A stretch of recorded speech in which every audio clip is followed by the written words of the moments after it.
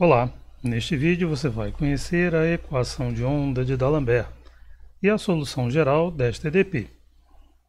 Esta solução satisfaz somente a EDP, ela não leva em conta nenhuma outra condição.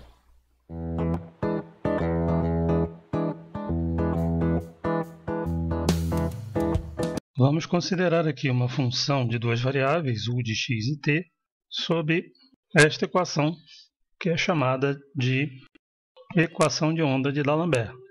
Essa equação pode ser escrita numa forma fatorizada desta maneira ou então desta maneira. Considere, por exemplo, esta forma fatorizada.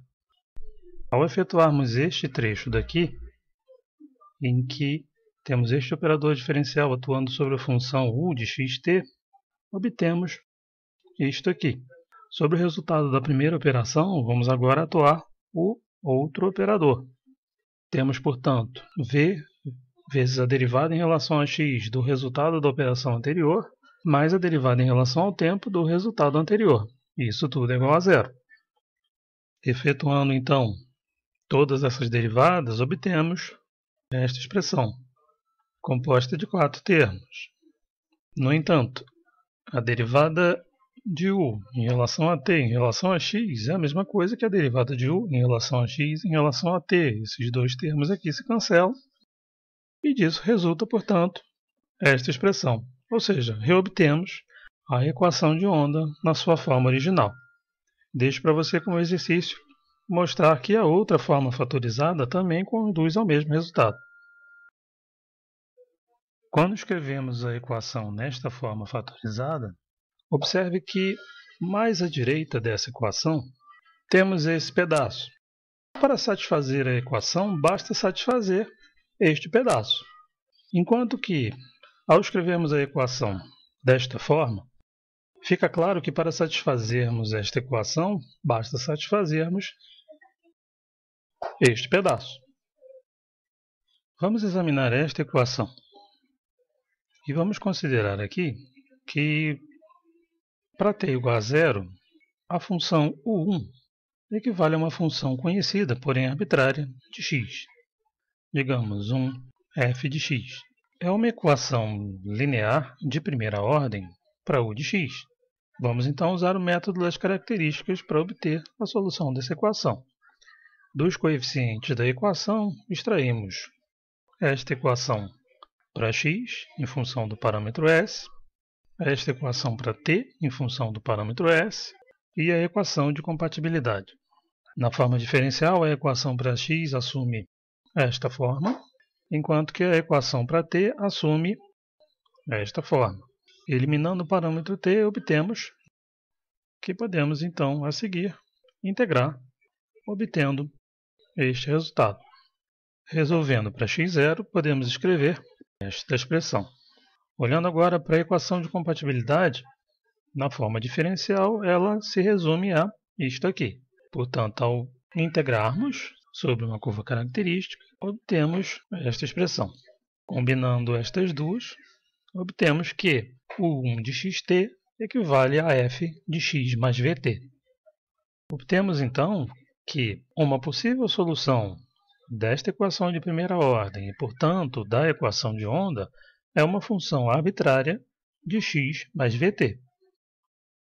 Vamos obter um resultado análogo realizando procedimento semelhante para outra equação de primeira ordem. Vamos considerar aqui que, para t igual a zero, a função solução desta equação seja uma outra função também conhecida. Vamos chamá-la aqui de g de x. A equação para x, portanto, é desta forma e a correspondente forma diferencial, ao passo que a equação para t é desta forma com a correspondente forma diferencial. A diferença aqui em relação ao caso anterior é o sinal, que agora é positivo. dt é mais ds. Eliminando a diferencial ds, obtemos esta relação entre dx e dt que, integrada, resulta nesta expressão, que pode ser resolvida para x0, resultando nisto aqui. Olhando agora para a equação de compatibilidade, obtemos, ao integrar esta expressão, que resulta em isso aqui. Combinando essas duas expressões, obtemos que a solução desta equação de primeira ordem e, portanto, da equação de onda é uma função arbitrária g de x menos vt. Tendo em vista a fatorização, portanto, concluímos que a equação de onda admite duas formas de solução. A primeira delas é uma função arbitrária de x mais vt e a segunda delas uma função arbitrária de x menos vt. No entanto, a equação admite como solução geral, a mais geral possível, desde que não haja nenhuma outra restrição sobre essa solução, que consiste numa combinação dessas duas. Portanto, u de xt pode ser escrito como a soma de uma função arbitrária de x mais vt e outra função arbitrária de x menos vt. Essa solução corresponde, portanto, ao que podemos chamar de solução geral da equação de D'Alembert. Ela se refere somente à equação, a mais nenhuma outra condição imposta sobre a função u. Como nós poderíamos interpretar esta primeira solução? Uma função arbitrária f de x mais vt. Considere o seguinte: em t igual a zero, teríamos a função u1 igual a f de x0. Isso para um instante t igual a zero. Então podemos nos perguntar o seguinte: no instante posterior t, qual seria o ponto x em que veríamos a função assumindo o mesmo valor que tinha em x0 e t igual a zero? Sendo o equivalente a f de x mais vt, teríamos isso aqui. Para que isso seja válido para um f arbitrário, completamente arbitrário, podemos estabelecer a igualdade entre o argumento do lado esquerdo da equação e o argumento do lado direito da equação.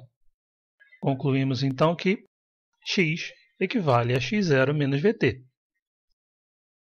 Vamos imaginar então que em t igual a zero, a função u1 tenha este perfil. E no ponto x0, ela assume um determinado valor. Então, o que acabamos de concluir nos diz que esta função u vai assumir o mesmo valor novamente em outro instante de tempo t, quando x for igual a x0 menos vt. E isso vai acontecer com todos os pontos da curva. Portanto, o que nós vamos observar é o deslocamento desta curva para a esquerda, supondo naturalmente v como sendo uma quantidade positiva. Ou seja, veremos uma onda se propagando para a esquerda com velocidade constante v.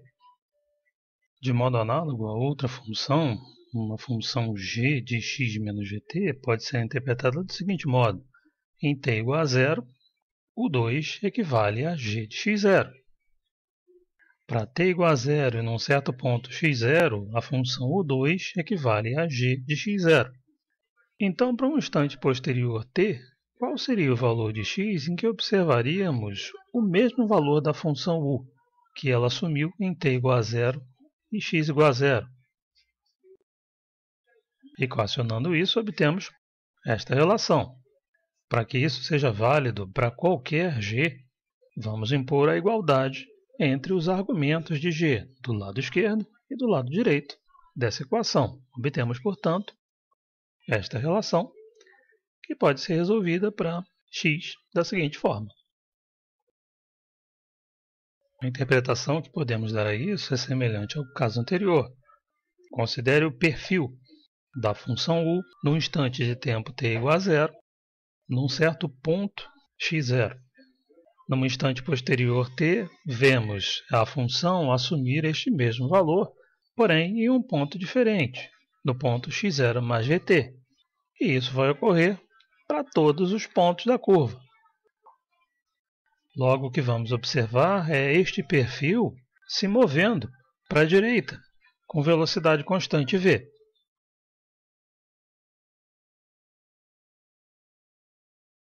Uma outra maneira de se obter a solução geral da equação de onda é através da sua forma canônica. Já demonstramos em outro vídeo, veja aí o link na descrição, que esta equação pode ser reescrita na sua forma canônica ao considerarmos uma transformação de variáveis desta forma. Sobre estas variáveis, esta equação assume esta forma. Ou seja, a derivada segunda de u em relação a beta em relação a alfa é igual a zero. Isso corresponde a escrevermos isto aqui.